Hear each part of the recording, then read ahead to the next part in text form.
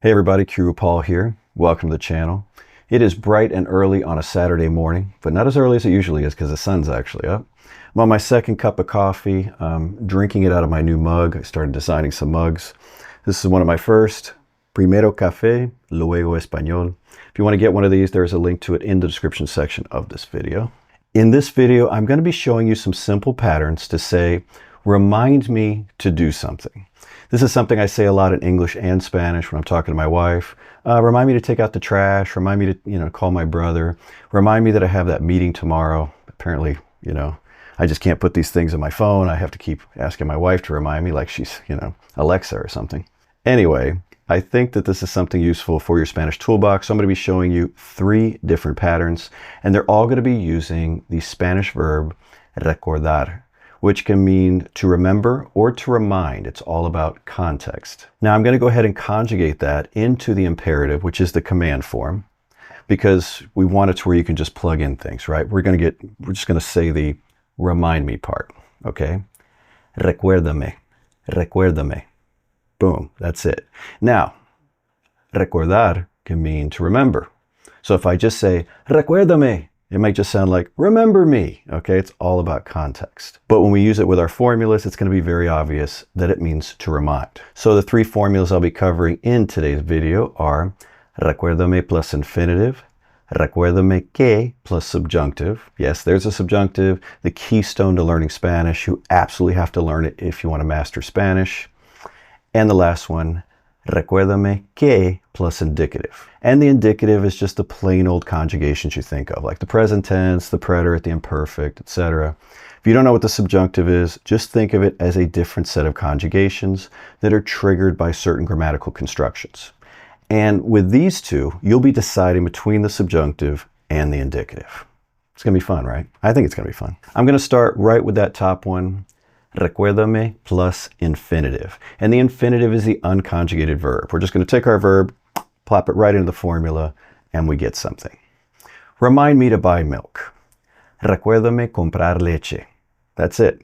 Okay, I just popped it in. Now I'm going to say this, okay? This is possible, but this is not the most common form to say, remind me to do something.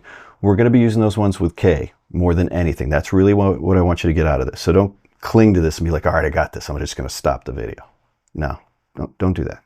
Now, one thing I want to point out there with recuérdame, and I should have mentioned it earlier, this is in the tú form, the informal. Okay, if you want to make it the formal, the usted form, you just got to change that last A there to an E. Recuérdame. It sounds very similar, right? I mean, you're just changing one letter. For the purposes of this video, we're just going to keep everything pretty informal, just so you know. Go ahead and try one more. Remind me to call Maria. A little bit of coffee. I never know what to do during the lulls. You ready? Recuérdame llamar a Maria. Nice, short, and sweet, right? But like I said, it's not going to be the most common. It's not what I want you to cling to from this lesson. What I really want you to focus on is these next 2 constructions. These are the 2 I want you to, become your default, and you put them in your Spanish toolbox. And of course, they're very similar except for the subjunctive or the indicative. They both start recuérdame que, and then we're deciding subjunctive, indicative, subjunctive, indicative. So this is how we decide. If I'm saying remind me to do something, not, remind me I have a meeting, that kind of thing, that's information, but reminding me to do something, I'm going to use subjunctive. Remind me to buy milk. Recuérdame que compre leche. Compre comes from comprar, to buy, and it's got that little E ending because it's in the subjunctive. Remember, the subjunctive is just a different set of conjugations triggered by certain constructions and circumstances, and this is one.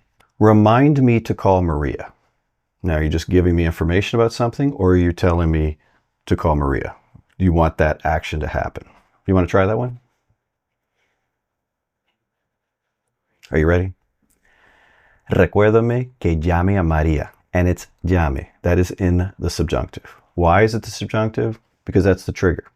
We don't have to overthink it. It just is. And that is the easiest way to learn the subjunctive. Learn what the triggers are, and then pop them into your Spanish, and you just use the subjunctive. And I'm telling you, you're going to impress people. They're going to be like, wow, you really have a grasp of the Spanish language. Now, at this point in the video, I know some folks are like, I think I'm just going to stick to that really simple one. Recuérdame plus infinitive, and I'm always going to be fine. And again, it's an option. When I'm telling you, this one I'm just showing you, a lot more common. You can make more complex sentences. And if you're learning the pattern anyway, I'd stick with it. But let me show you something. All right, let's go ahead and just see what a translator would put. This one is DeepL. It's a fantastic translator. Let's see what it says. Remind me to call Maria. Well, look at that. Recuérdame que llame a Maria. I don't even see the other one in the alternatives, okay? That's why I'm saying focus on these other two patterns, okay? Recuérdame que, it's either subjunctive or indicative, all right? It's going to make your Spanish much better. Go ahead and try this one. Remind me to pay the bill, and I mean the check, like at a restaurant, that kind. That's important because it changes the vocabulary, maybe. Are you ready? I picked up my coffee like I was going to take a sip, and I was thinking, well, I already gave you enough time. Recuérdame que pague la cuenta. Recuérdame que pague la cuenta. Did you get that one? Pague comes from pagar, to pay, and it's in the subjunctive. Why? Because I'm saying remind me to do something, to take some action. Boom, triggers a subjunctive. Now let's go ahead and talk about when to use the indicative. And that's just a plain old, say, present tense, plain old preterite and perfect, whatever, not the subjunctive. So that formula is recuérdame que plus indicative. We're going to be using this when we're just sharing some type of information. Remind me that the bank closes at 3. So you're not telling me to do anything, you're reminding me of some fact. This is going to be indicative. Recuérdame que el banco cierra a las 3. Did you get that? Take a look. Cierra is in the indicative. It's not in the subjunctive, okay? Those are different conjugations. And if it was in the subjunctive, what would it be?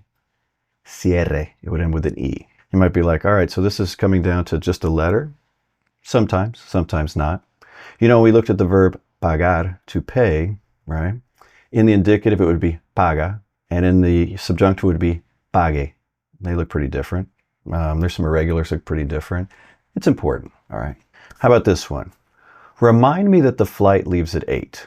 Is that going to be subjunctive or indicative? Well, go ahead and translate it. We'll see what you come up with. You ready? Recuérdame que el vuelo sale a las 8. It's sale. That's in the indicative. It comes from the verb salir. If it was in the subjunctive, it would be salga. See, that one sounds pretty different too. Just throwing it out there. Use the indicative here because we're just sharing information.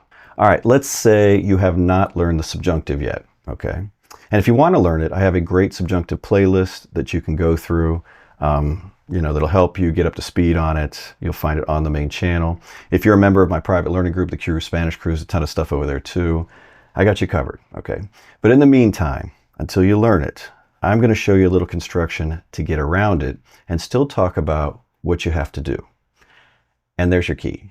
What you have to do. Remind me that I have to buy milk. Instead of remind me to buy milk, remind me that I have to buy milk. Suddenly we've taken this from the subjunctive to the indicative. Try that one. You ready? Recuérdame que tengo que comprar leche. You got it. No, you got around the subjunctive, right? You still talked about what needs to be done. It's still a correct sentence, but you didn't have to use the subjunctive. You want to try one more like that? Let's do one more like that. Remind me that I have to call Maria. A little bit more coffee. Are you ready? Recuérdame que tengo que llamar a Maria. Now, if you had trouble, you didn't know to have to do something, you clearly have not been taking my Spanish Master course because it's one of the first things I teach. I talk about what you want to do, what you can do, so that's how we also get permission, what you're able to do. And the last thing is what you have to do, obligation.